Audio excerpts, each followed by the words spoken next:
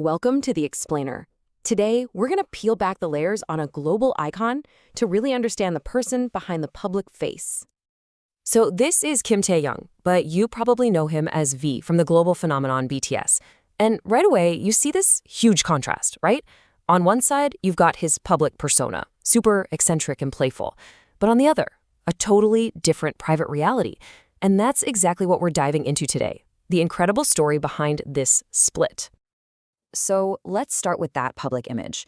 On the surface, V was famous for this really unique, playful personality. The media even gave him this label, 40 Alien. It's a K-pop term for someone who's kind of quirky and unpredictable. But he eventually said he really didn't like that label. He felt like it just brushed off his emotional depth, writing it off as him just being weird. But behind that smile, well, sources describe a story of some really profound loneliness. Imagine feeling everything so deeply, but feeling it completely on your own. It's this deep pain of just not being understood. And this wasn't something new for him. Nope, the roots of this go way, way back to the very start of his career. And that brings us to one of the most shaping experiences of his entire career, really. His time as the group's, quote, hidden member. So for months and months before they even debuted, the world only saw 6 members. While all the other guys were out there building a fan base with vlogs and pictures, V was right there with them. But he was deliberately kept completely invisible to the public. So you have to ask, where was the 7th member? Well, he was there. He was practicing with them. He was living with them. He even filmed the vlogs with them.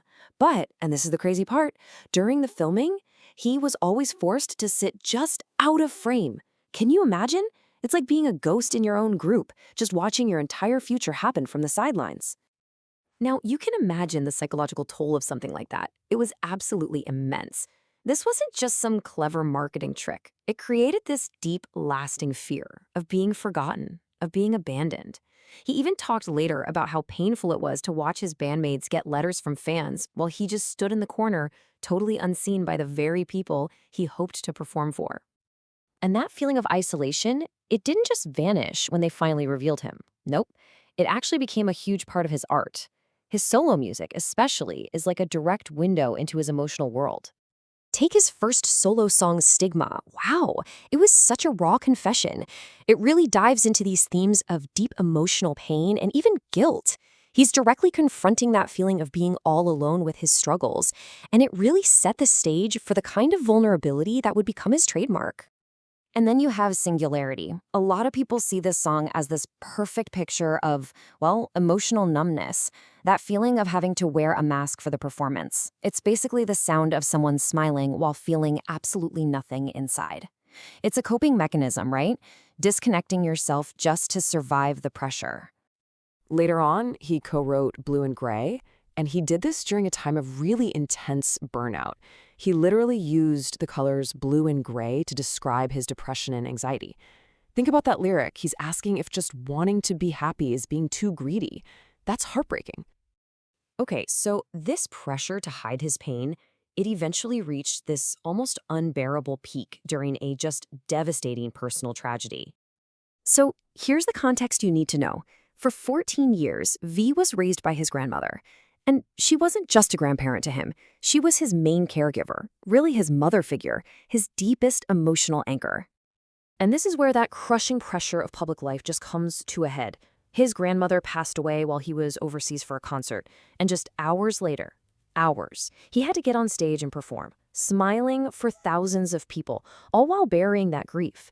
It took him months before he finally felt he could share that story with his fans. It just shows you the incredible weight he was carrying completely in silence. So how in the world does someone even begin to heal from that kind of constant pressure? Well, for V, the way forward meant he had to consciously start taking off the mask he'd been wearing for so long. He started embracing this philosophy of slow living. You might have heard of it. It's a way people manage burnout. For him, it was a deliberate choice to just disconnect from the crazy pace of the industry. He started finding his real, authentic self in those quiet moments. And you can really see the evolution right here.